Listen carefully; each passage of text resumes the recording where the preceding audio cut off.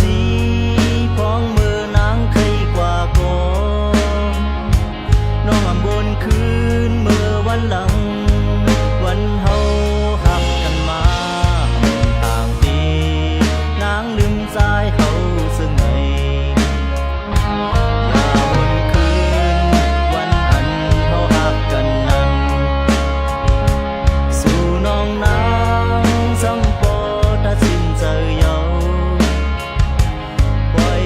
สายตกน้ำตาคิดไว้หังก็ดูหินน้องเอ่ยควาเลยซ้อมตั้งมือน้องเคยเป็นตาห่มค้างที่กลางน้องผิวเยามันน้ำมีสาวน้องนางซ้ำตัวหันกินคำเพิ่นเยาแลปล่อยแปดมือสายเยาก่อ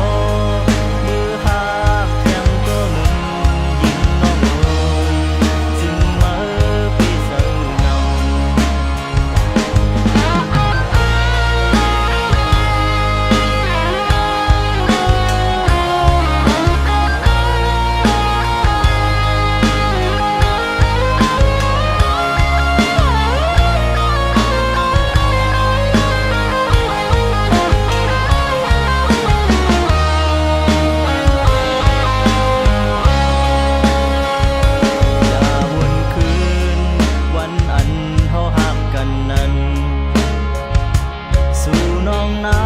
งสัมปอตัดสินใจยาวปล่อยเฮาสายตกน้ำตา